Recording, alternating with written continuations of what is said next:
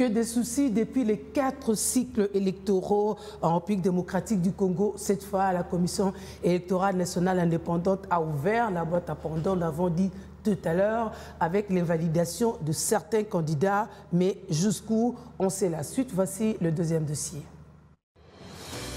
Mardi 9 janvier 2024, la Cour constitutionnelle joue une partition dans le processus électoral pour son 4e cycle.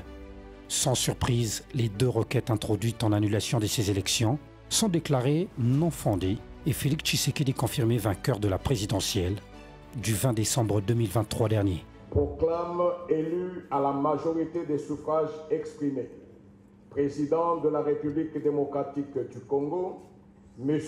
Tshisekedi Tshilombo Félix Antoine. L'opposition affirme ne pas reconnaître ces résultats et avait exigé, avant même la publication des résultats, l'annulation pure et simple de ces élections pour fraude. Donc pour nous, nous n'avons pas assisté à des élections. Donc il faut refaire ces élections.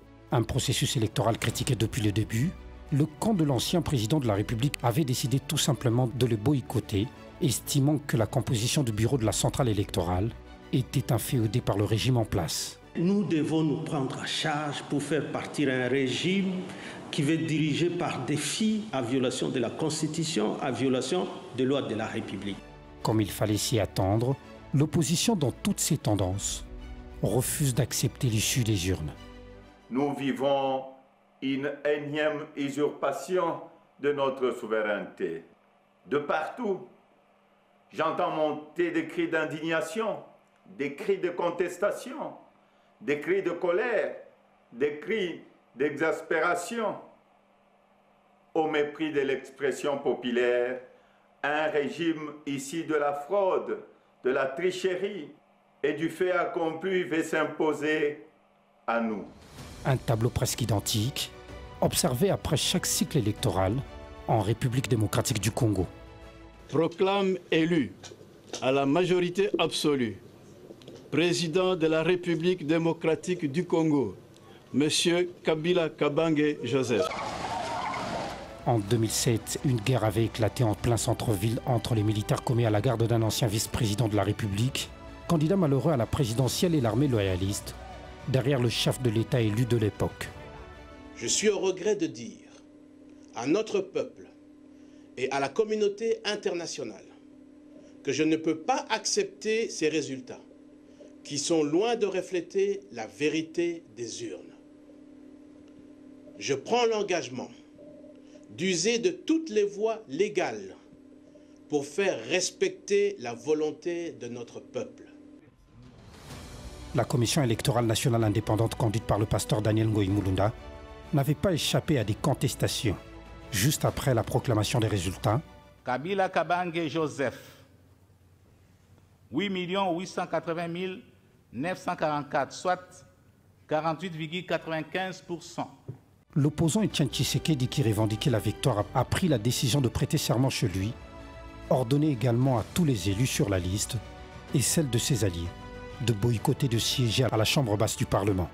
Ensemble, nous nous mettrons à réaliser tous les points figurant dans ces programmes. Le 3e cycle électoral conduit par Corneille Nangaa n'était pas accepté par l'opposition, malgré la proclamation d'un des leurs.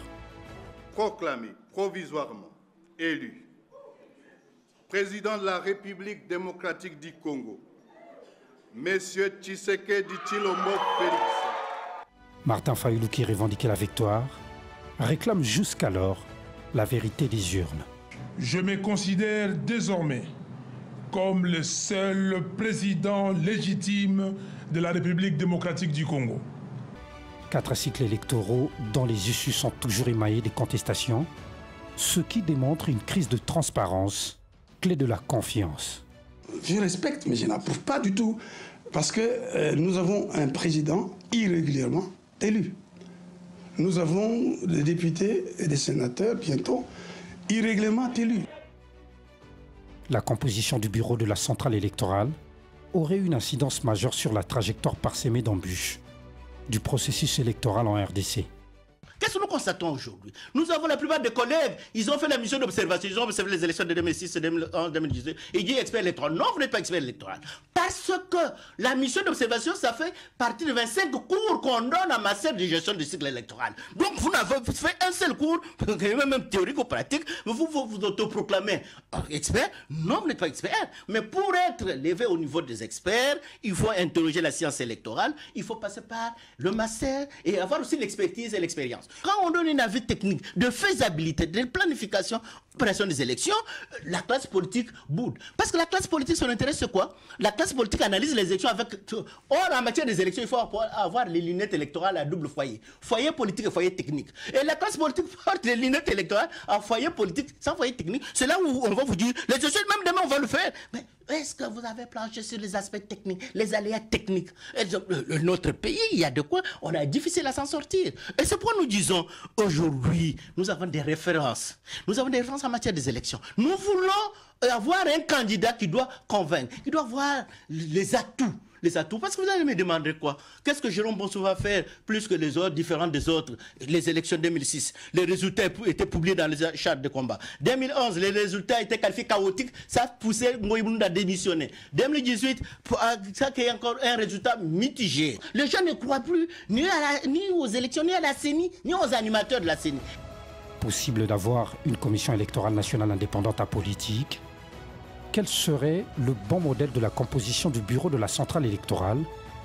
Ou doit-on carrément revenir à l'organisation des élections par le ministère de l'Intérieur? La proposition de la loi électorale initiée par le G13 lors de la législature finissante et qui avait abouti au texte qui a réglementé ce cycle n'a pas trouvé de réponse à l'inféodation de cette institution d'appui à la démocratie.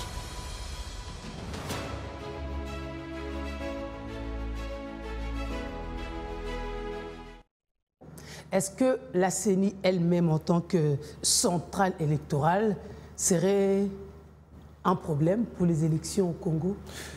Madame, écoutez, vous avez suivi avec moi ces reportages, intelligemment conçus d'ailleurs, pour comprendre que le problème que nous avons toujours rencontré dans différents cycles électoraux est essentiellement dû à la composition du bureau de la CENI, que ce soit à la CEI à l'époque de Malou Malou jusqu'à la CENI de Denis Kadima. Vous comprendrez que le premier conflit est engendré d'abord dans la composition. Il y a une bonne frange des acteurs politiques qui estiment qu'il y a injustice dans la composition. Et je pense que pour pouvoir résoudre le problème de la crédibilité des élections, il faudrait en amont commencer d'abord à traiter sur la composition équitable et juste de ceux qui vont animer ces bureaux. Ça sera des réformes qu'on devrait accepter. Ça sera des réformes qu'on devrait accepter parce que en 2018, nous avons frôlé une déchirure sociale et même sécuritaire.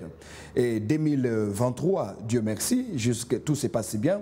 Il faudrait, par anticipation, pour les prochains bureaux, qui aura l'obligation, la compétence d'organiser les élections, que les acteurs politiques, les députés qui vont être élus et installés demain, tiennent en compte cet aspect des choses. Je répète, que c'est bien beau d'organiser les élections. Ne tombons pas dans ce qu'on appelle en sciences politiques l'électrocratie, c'est-à-dire une gouvernance par l'organisation des élections. On croit avancer en organisant les élections et pourtant on a autant de cycles et pourtant chaque cycle n'a fait que nous séparer et nous diviser. Et il y a de moins en moins le taux de participation. Il y a de moins en moins le taux de participation, qui baisse, mais aussi ceux qui sont élus jouissent d'une certaine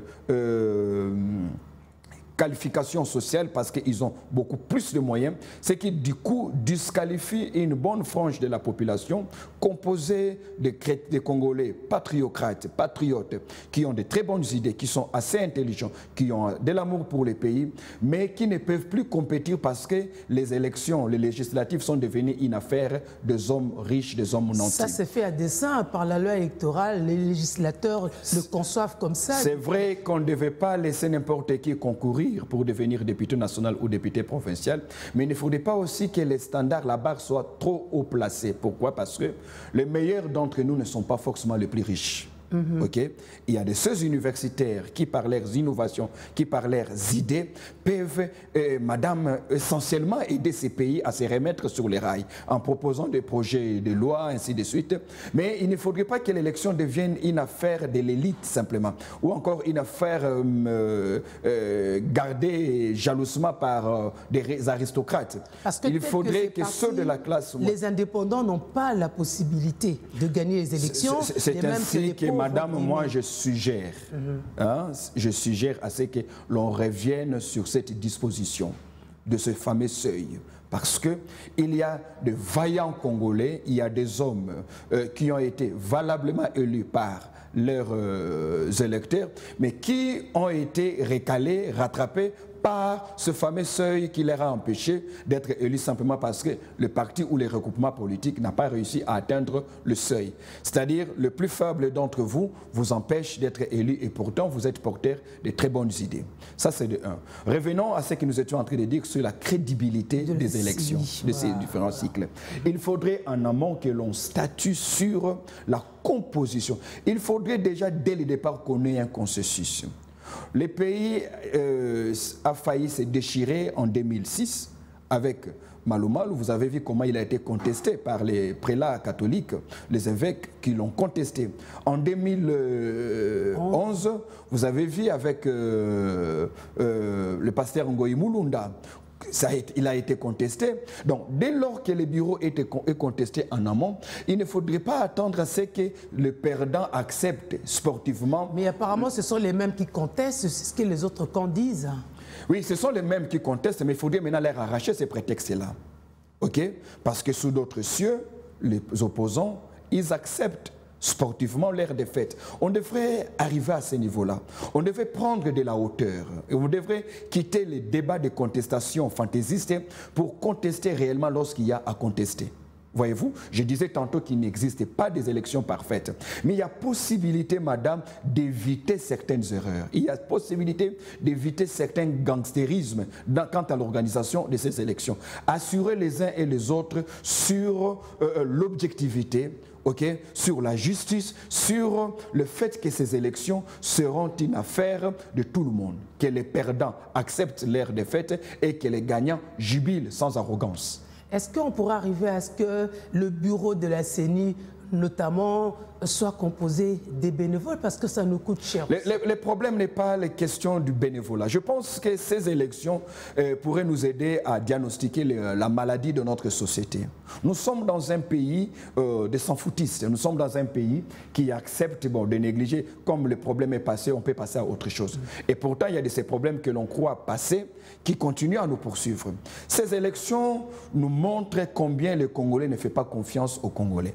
Ces élections nous montrent combien de plus en plus les électeurs, la base, perd confiance auprès des institutions et de ses animateurs. Or, c'est au moyen des élections que l'on pourra renouer, réconcilier ou encore réduire cette distance entre les dirigeants et les dirigés. Et madame, c'est cela une des clés fondamentales pour un leadership fort dans une société qui se respecte. Que l'on prenne des bénévolents. On a pris des pasteurs, on a pris des hommes d'église, mais vous avez vu qu'on n'a pas résolu la crise. La crise, c'est une crise de confiance. Comment rétablir cette crise de confiance, madame? Dès lors qu'il n'y a pas cette confiance entre les dirigés et les dirigeants, entre les organisateurs et les compétiteurs, madame, il est difficile de pouvoir développer une nation.